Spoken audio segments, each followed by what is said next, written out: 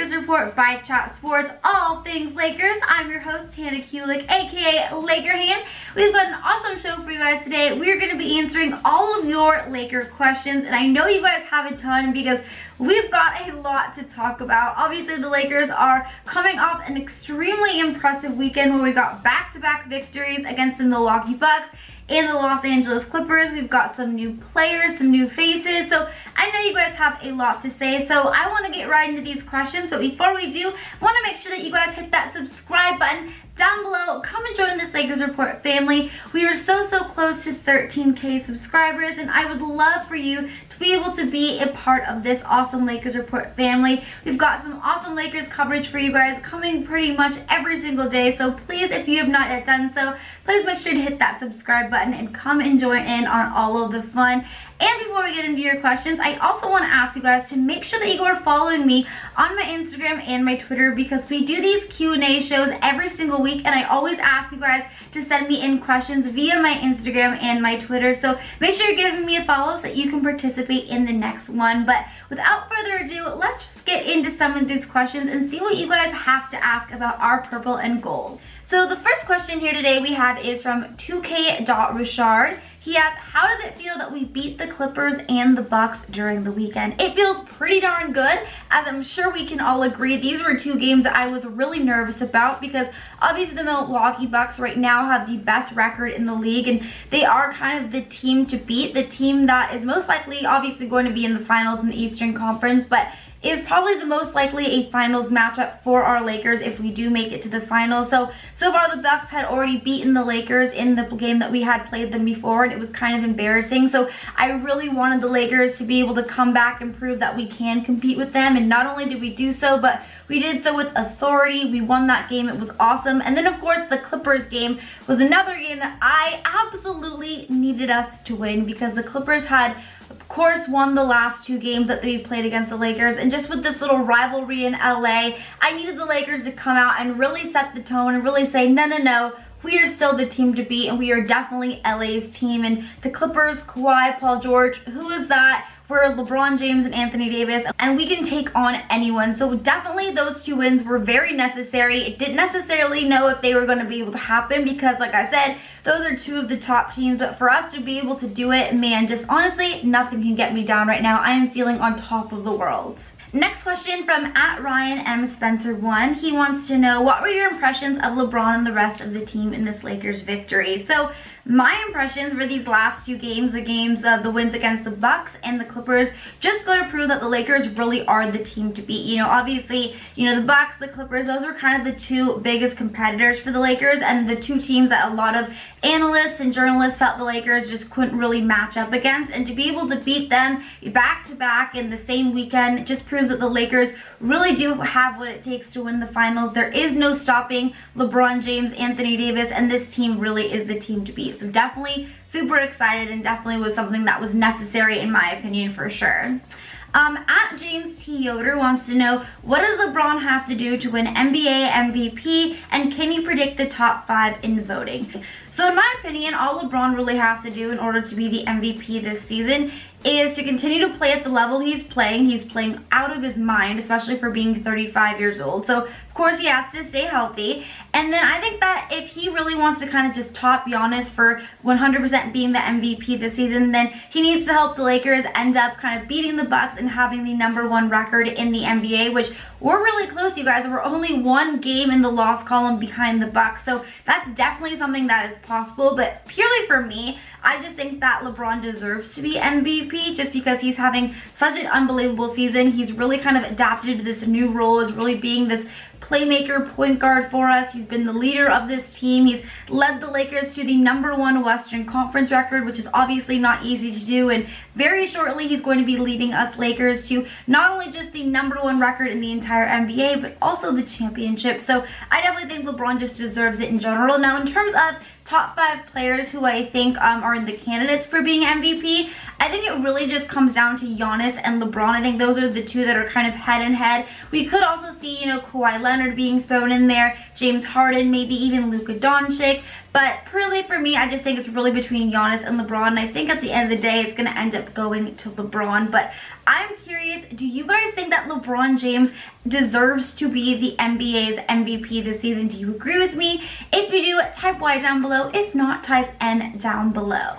Okay, now looking at some of these questions, I see that we have a lot of people just asking about shooters and whether or not I think that the Lakers should go and pursue J.R. Smith. So this first one is from _AD9_. The Lakers signing another shooter before the playoffs. We also have at Benjamin Lloyd. Do you think the Lakers need to add another shooter, or should waiters be enough to keep the bench? We also have at Shrimp2Fresh. Although we've beaten both the Bucks and the Clippers, our 3-point shoot percentage was low. You think that we should look for another shooter like J.R. Smith?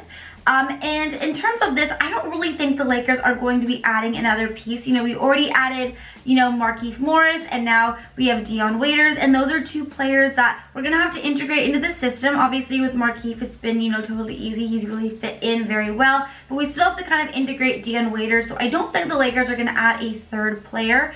I don't think a guy like J.R. Smith would even be that much of a pickup for us. You know, he hasn't even played this entire season. It's going to take a little bit for him to kind of not be rusty, and I'm confident with the team that we have moving forward. I'm excited about these two pieces that we picked up in Waiters and Morris. I think they're going to be able to hopefully be able to help us out in some of the little holes that we need to fill there. So I don't think that the Lakers are going to be looking to add a third guy, just because, again, we already have two new guys that we're going to have to kind of integrate into the system, and don't want to do anything that could kind of really just disrupt the chemistry of this team.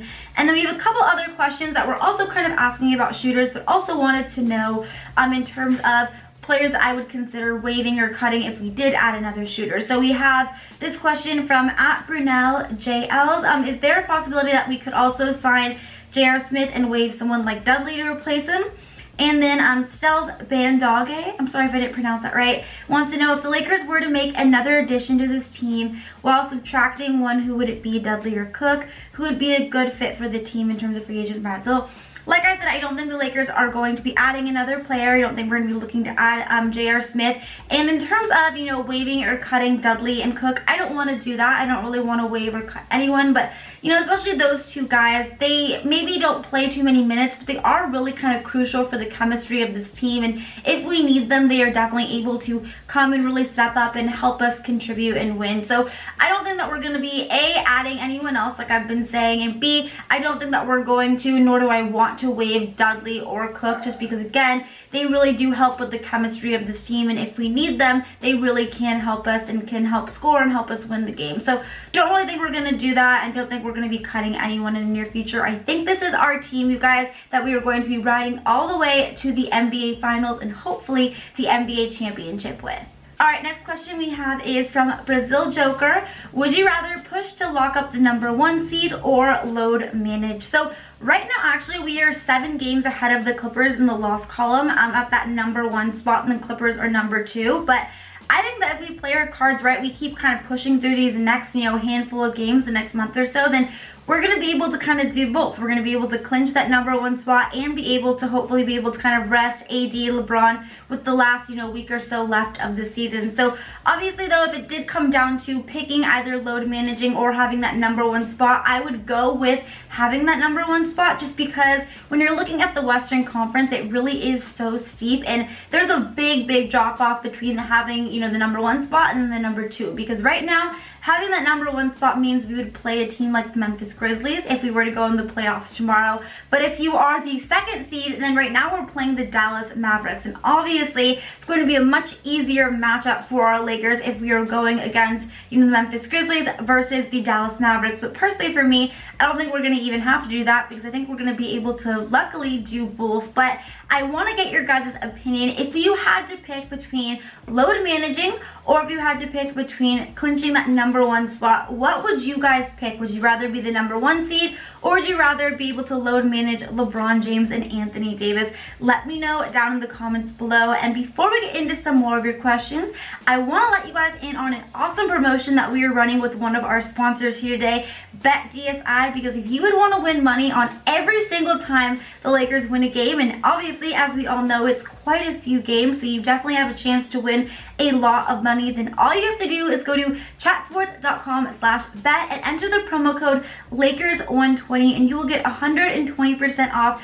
your deposit bonus to go and play, bet on our Los Angeles Lakers, and win some extra money this year. You guys definitely take advantage of this great opportunity. Take advantage of the Lakers winning a ton of games, and definitely make sure to put some extra cash in your pocket. So again, all you have to do is go to chatsports.com/bet and enter the promo code Lakers120. Huge thank you to BetDSI for giving us this awesome opportunity. But let's move on. Let's answer a few more questions here. All right, let's see what this next question is. So this one is from Johnny B3966. He wants to know, are we keeping DeMarcus Cousins for next year's championship team? So in terms of DeMarcus Cousins and his future with the Lakers, obviously, as we all know, the Lakers waived him so that we could be able to sign Markieff Morris.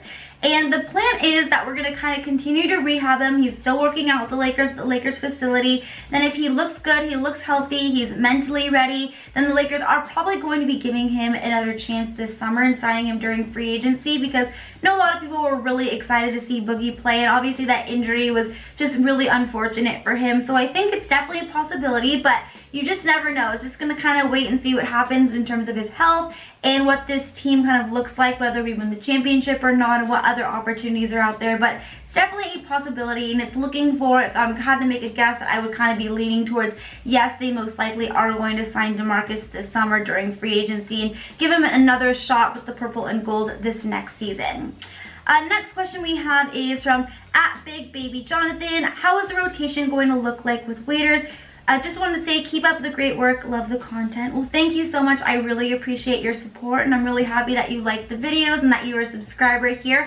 Really appreciate it. So in terms of Dion Waiters and the rotations that we're going to see with him, you know, right now the Lakers do have a lot of guards, but something that's interesting, and I don't know if I necessarily agree with head coach Frank Vogel's decision on this, but it seems like he's playing Dwight Howard and Alex Caruso less and less. We actually saw in the second half of the Clippers game, those two players did not play. So it's looking like maybe he's going to be taking over some minutes for Alex Caruso. But just in general, we have seen the Lakers be playing this kind of small ball lineup a lot, which I actually like when we play that. I think we're pretty effective with AD at center, then LeBron James and 3 guards. So we could see, you know, obviously if we run a lineup like that, then Dion Waiters just being one of those 3 guards. We've seen it be, you know, Rondo, KCP, and Danny Green. We could just kind of slide Dion Waiters in one of those. Or we could also have it be, you know, AD, Kuz when LeBron's resting, and then Dion Waiters, and then 2 other guards if we want to kind of run this small ball lineup. But right now the Lakers are very guard heavy, but it seems like they're wanting to play many more guards and multiple guards at once and kind of run this small ball lineup. So that's kind of going to be my guess at what the rotations are going to look like with Waiters. Nothing too crazy and too different from what we're running now, just kind of replacing him either with KCP if KCP's resting, with Rondo or Caruso, and just kind of sliding him in there whenever we need him. @TreyHA72 wants to know, with the addition of Dion Waiters, which side of the game should he thrive more on, offense or defense? Well, I think the Lakers brought him in to kind of focus more on offense and to be able to knock down some shots for us. But I think at the end of the day, he's going to be getting more minutes if he's able to contribute and play really hard on defense as well. So I think obviously, you know, Lakers need him to shoot the ball, score the ball for us, help contribute and score some points off the bench. But I think if he's able to do both, really play hard on defense, he's going to earn more minutes and kind of earn more respect for this team for sure. But I think offense is probably the main focal point for him. All right, and then let's just end with one more question here. It looks like it's going to be another Dion Waiters question. This is from @Alice S. Villar. When will Dion touch the court to average 15 points per game and 5 assists? So everything I'm hearing right now is that he's a little bit rusty. Obviously, he has not played much this season, a little bit out of basketball shape. So they're giving him a little bit extra time to kind of learn the system, get back in shape. So I don't think it's going to be within the next couple of games. I think maybe within the next week or so we could kind of see him come out and play. But obviously, you've got to remember, you guys, he has not played much this season, pretty much not really at all. So he may be a little bit rusty. I know we're all kind of excited to see him play, and hopefully, like you said, he is able to average those 15 points and those 5 assists, because that would be awesome, and the Lakers could definitely need it, especially coming off the bench. So who knows, but I think it's going to be, you know, pretty soon, but they are kind of letting him take his time and get his feet wet again and get back into basketball shape and not rush anything, because at the end of the day, we don't need to rush anything, because we right now have the #1 Western Conference record by a long shot and are pretty darn close, and pretty soon we're going to just have the best record in the entire NBA, and I love to see it, as I'm sure you guys all do. But that is going to be it for today's video. Thank you guys so much for sending in such amazing questions as always. If you like this video, please don't forget to give it a double thumbs up. Again, please subscribe here on Lakers Report if you have not yet done so. And until next time, Laker Hannah is out. Bye, guys.